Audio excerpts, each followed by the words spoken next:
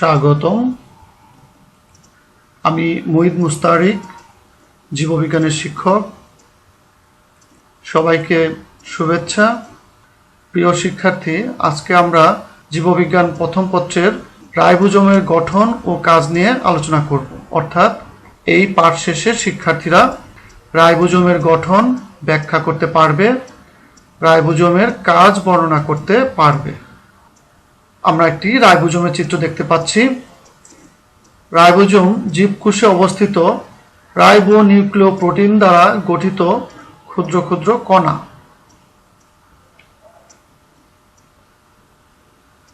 আবিষ্কার: 1954 সালে বিজ্ঞানী আলবার্ট ক্লড যকৃৎ কোষের সাইটোপ্লাজমকে সেন্ট্রিফিউজ করে আরএনএ সমৃদ্ধ 600 থেকে 2000 অ্যাংস্ট্রম ব্যাস বিশিষ্ট বহু কণা পৃথক করে নাম দেন মাইক্রোজোম।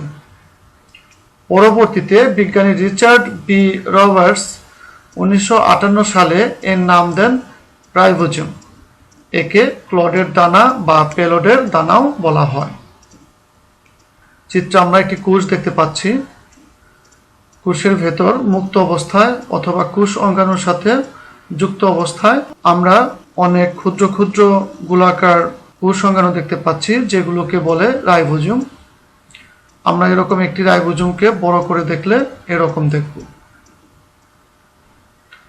উৎপত্তি: প্রোক্যারিওটিক বা আদি কোষে আদি ক্রোমোজোম এবং ইউক্যারিওটিক কোষে বা প্রকৃত কোষে নিউক্লিয়াস থেকে রাইবোজোমের উৎপত্তি হয়।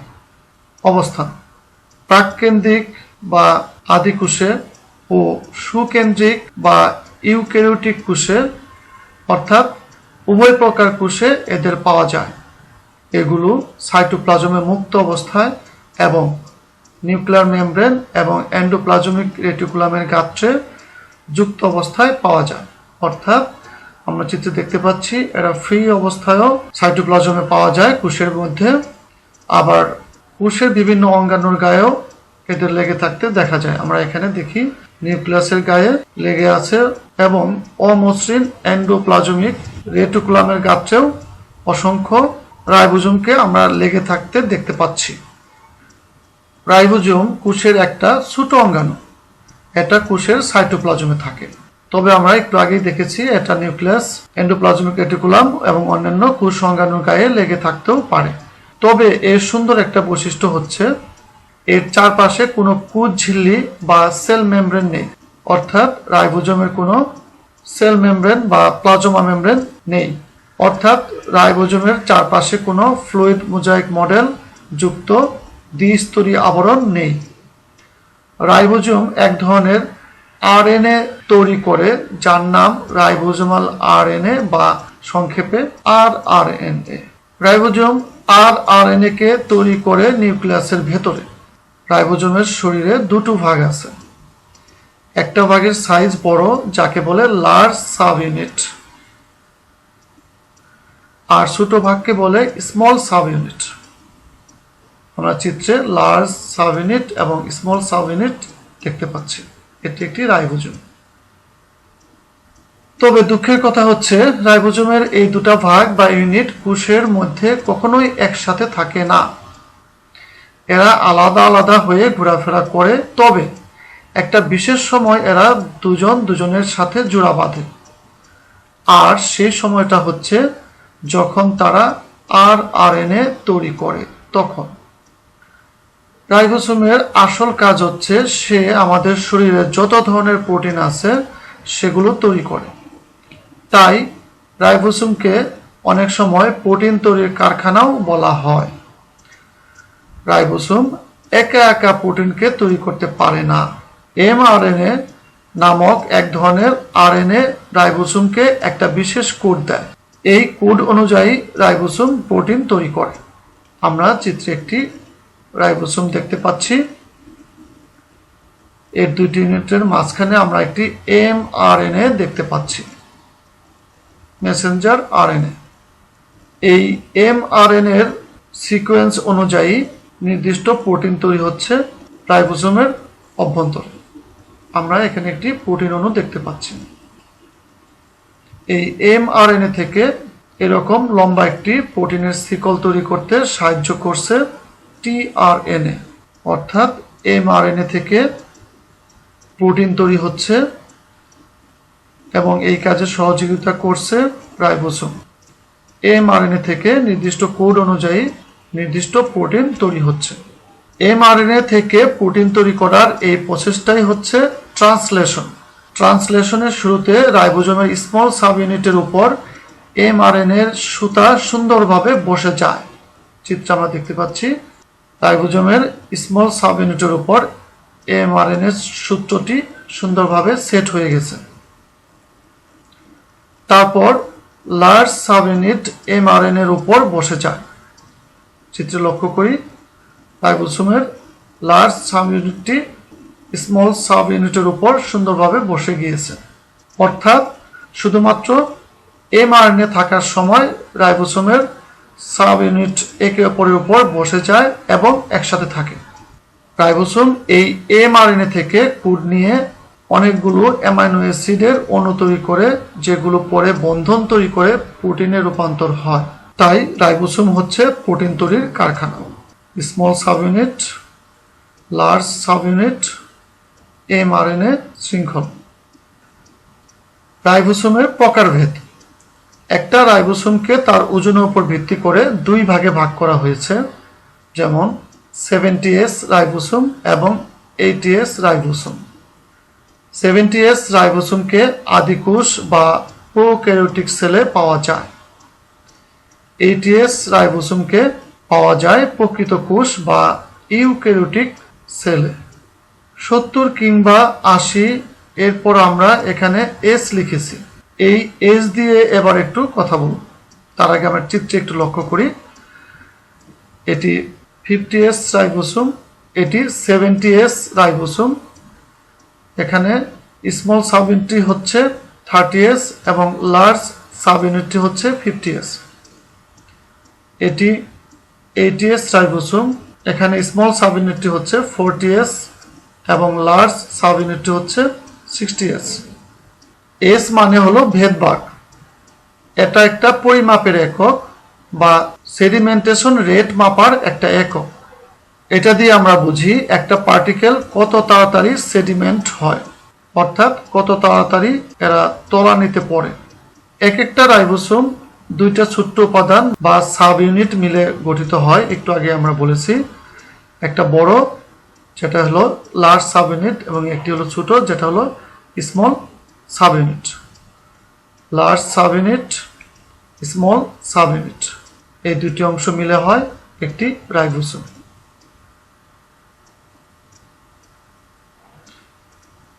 এই সাব ইউনিট দুইটার নাম দেওয়া হয়েছে ভেদভাগ ইউনিট। অর্থাৎ এস মানে হচ্ছে সেডিমেন্টেশনের একক। এই এককের আবিষ্কারক হচ্ছেন ভেদবার্গ নামক এক ভদ্রলোক। ভেদবার্গ ইউনিট নিয়ে জানতে হলে একটা ছোট্ট কাজ করতে হবে। একটা টেস্ট টিউবের ভেতর রাইবোসোমকে রাখতে হবে। এবার টেস্ট টিউবটিকে একটা সেন্ট্রিফিউজ মেশিনের উপর রেখে দিতে হবে। এই মেশিনটা হচ্ছে অনেকটা ব্লান্ডারের মতো, যাকে এর উপর রাখবে সেই ঘোরা শুরু করবে। আমরা চিত্রে একটি সেন্ট্রিফিউজ মেশিন দেখতে পাচ্ছি। সেন্ট্রিফিউজ মেশিনের ভেতর এখানে টেস্ট টিউব স্থাপন করে তারপর এটিকে আটকে দেওয়া হয় এবং এরপরে এটি ঘুরতে শুরু করে। মেশিনের ভেতর এইভাবে টেস্ট টিউব সংযুক্ত করা হয়। সেন্ট্রিফিউজ মেশিন প্রতি মিনিটে 1000 থেকে 1500 বার ঘুরতে পারে। টেস্ট টিউবের ভেতরে রাইবোসোম যখন মিনিটে 1 থেকে 1500 বার ঘুরে, তখন রাইবোসোমের ওজন অনুসারে এর অংশগুলো আলাদা আলাদা হয়ে যায়। টেস্ট টিউবের নিচের দিকে জমা হয় ভারী রাইবোজোমাল ইউনিট, উপরের দিকে জমা হয় হালকা রাইবোজোমাল ইউনিট। যেমন 80S এবং 70S রাইবোজোমের মধ্যে 80S হচ্ছে ভারী, তাই এটি নিচের দিকে জমা হবে। 70S হালকা বলে এটি টেস্ট টিউবের উপরের দিকে জমা হবে। আমরা লক্ষ্য করি এই সেন্ট্রিফিউজ মেশিনের ভেতর যে টেস্ট টিউব রয়েছে সেখানে ঘূর্ণনের ফলে সবার নিচে রয়েছে 70S অংশটি, তার উপরে রয়েছে 50s সাবইউনিটটি এবং সবার উপরে রয়েছে 30s সাবইউনিটটি। এভাবেই রাইবোসোমের বিভিন্ন অংশ আলাদা হয়ে যায় সেন্ট্রিফিউজ করার ফলে, এবং টেস্ট টিউবের নিচের দিকে থাকে ভারী অংশ এবং উপরের দিকে থাকে হালকা অংশ। 70s এবং 80s হচ্ছে রাইবোসোমের ওজনের পার্থক্য, কিন্তু একটা রাইবোসোমের দুটো অংশ থাকে, একটু আগে আমরা জেনেছি লার্জ সাবইউনিট এবং স্মল সাবইউনিট। 70s রাইবোসোমের এরকম দুটো সাবইউনিট থাকে, একটার নাম 50s আর একটা 30s। 80s রাইবোসোমের দুটো সাবইউনিট হচ্ছে 60s এবং 40s। দুটো সাবইউনিট 50s এবং 30s যোগ করলে 80s হবার কথা, কিন্তু সেটা না হয়ে 70s হচ্ছে। আবার 60s এবং 80s দুটো সাবইউনিট মিলে যুগের হিসাবে 100s হওয়ার কথা, কিন্তু সেটা না হয়ে 80s হচ্ছে। এর কারণ হলো রাইবোসোম এর দুটো সাবইউনিট যখন আলাদা থাকে তখন তারা 50s 30s হিসেবে অথবা 60s 40s হিসেবে থাকে, কিন্তু যখন একটা পূর্ণাঙ্গ রাইবোসোম তৈরি হয় তখন দুটো সাবইউনিট একে অপরের ভেতরে ঢুকে যায়, অর্থাৎ 50s এবং 30s পরস্পরের ভেতর এমনভাবে ঢুকে যায় যাতে তাদের টোটালকে 70s এর মতো দেখায়। একইভাবে 60s এবং 40s তারাও পরস্পরের ভেতর এমনভাবে ঢুকে যায় যাতে টোটাল রাইবোসোমকে 80s এর মতো দেখায়। আমরা চিত্রে লক্ষ্য করি 50s এবং 30s সাবইউনিট মিলে 70s রাইবোসোম তৈরি হচ্ছে, কারণ দুইটি ইউনিট পরস্পরের ভেতরে মাঝখানে ঢুকে গিয়েছে। আবার 60s এবং 40s সাবইউনিট মিলে 80s রাইবোসোম তৈরি হয়েছে, কারণ মাঝখানে তারা পরস্পরের ভেতর ঢুকে গিয়েছে। এবার আমরা এদের ভৌত গঠন নিয়ে বিস্তারিত আলোচনা করি। রাইবোসোম সাধারণত গোলাকার এবং দ্বিস্তর বিশিষ্ট ঝিল্লি দিয়ে আবৃত থাকতে পারে। এদের ব্যাস সাধারণত 100 থেকে 400 অ্যাংস্ট্রম এবং এদের দৈর্ঘ্য প্রোক্যারিওটিক কোষে 100 থেকে 280 অ্যাংস্ট্রম, ইউক্যারিওটিক কোষে 300 থেকে 400 অ্যাংস্ট্রম এবং প্রস্থে 200 থেকে 240 অ্যাংস্ট্রম। প্রতিটি রাইবোসোম দুটি উপ-এককের সমন্বয়ে গঠিত, একটু আগেই আমরা আলোচনা করেছি। প্রোক্যারিওটিক কোষে বা আদি কোষে 50s এবং 30s নিয়ে তৈরি হয় 70s রাইবোসোম, এবং ইউক্যারিওটিক কোষে বা প্রকৃত কোষে 60s এবং 40s সাবইউনিট দুটি একত্রে তৈরি করে 80s রাইবোসোম। 60s উপ-এককটি গম্বুজাকৃতির এবং এটি আয়তনে বড়। এটি এন্ডোপ্লাজমিক রেটিকুলাম এবং নিউক্লিয়াসের গায়ে যুক্ত থাকা অবস্থায় পাওয়া যায়। 40s উপ-এককে অপেক্ষাকৃত ক্ষুদ্রাকৃতির এবং 60s উপ-এককের উপরে টুপির ন্যায় বিন্যস্ত থাকে। উপ-একক দ্বয় বা সাবইউনিট দুটি একটি সরু ফাটল দ্বারা পৃথক থাকে। 70s রাইবোসোমের 50s উপ-এককটি পঞ্চভুজাকৃতির, তবে 30s এবং 40s উপ-একক দ্বয়ের নির্দিষ্ট কোনো আকৃতি নেই। প্রোটিন সংশ্লেষণকালে mRNA-এর জন্য একাধিক উপ-একক একত্রিত হয়ে পলিরাইবোসোম গঠন করে, অর্থাৎ পলিরাইবোসোম হলো অনেকগুলো রাইবোসোমের একত্রিত অবস্থা। রাসায়নিক গঠন: রাইবোসোমে প্রোটিন ও আরএনএ 1:1 অনুপাতে বিদ্যমান থাকে, অর্থাৎ 50 ভাগ প্রোটিন এবং 50 ভাগ আরএনএ নিয়ে রাইবোসোম তৈরি হয়। তবে 70s রাইবোসোমে আরএনএর পরিমাণ প্রোটিন অপেক্ষা বেশি থাকে। রাইবোসোমে বিদ্যমান প্রোটিন জটিল প্রকৃতির হয়। ক্ষুদ্র এবং বৃহৎ উপ-এককে প্রায় 52 প্রকার প্রোটিন থাকে। আমরা ক্ষুদ্র এবং বৃহৎ উপ-একক দেখতে পাচ্ছি। এটি আদিকোষ বা প্রোক্যারিওটিক কোষের রাইবোসোম, এটি ইউক্যারিওটিক কোষ বা প্রকৃত কোষের রাইবোসোম। এখানে উল্লেখ করা যেতে পারে 55S রাইবোজোম মাইটোকন্ড্রিয়ায় উপস্থিত থাকে, 60S ছত্রাকে উপস্থিত রাইবোজোম, 70S প্রোক্যারিওটিক কোষে উপস্থিত রাইবোজোম, একটু আগে আমরা আলোচনা করেছি, 80S ইউক্যারিওটিক কোষে উপস্থিত রাইবোজোম, একটু আগে আমরা আলোচনা করেছি। রাইবোজোমের কাজ আমরা অলরেডি আলোচনা করেছি। রাইবোজোমের কাজ হলো প্রোটিন বা আমিষ সংশ্লেষণ করা। এছাড়াও এর অন্যান্য কাজ হলো সংশ্লেষিত প্রোটিনকে গোলজি দ্রব্যে প্রেরণ করা। অনেক সময় এটি স্নেহ জাতীয় পদার্থ গঠনেও সাহায্য করে। আমরা চিত্রে দেখতে পাচ্ছি স্মল সাবইউনিট এবং লার্জ সাবইউনিটের মাঝখানে mRNA বা মেসেঞ্জার আরএনএ, mRNA-র কোডন অনুযায়ী প্রোটিন তৈরি হচ্ছে। প্রোটিন তৈরিতে হেল্প করতেছে tRNA বা ট্রান্সফার আরএনএ, এবং এখানে অ্যামাইনো অ্যাসিডগুলো যুক্ত হয়ে একটি বৃহদাকৃতির নির্দিষ্ট প্রোটিন তৈরি হচ্ছে। এভাবেই রাইবোসোম প্রোটিন তৈরি করে। আজকে আমরা রাইবোসোম নিয়ে আলোচনা করলাম। নেক্সট ক্লাসে আমরা অন্য আরেকটি কুসংজ্ঞান নিয়ে বিস্তারিত আলোচনা করব।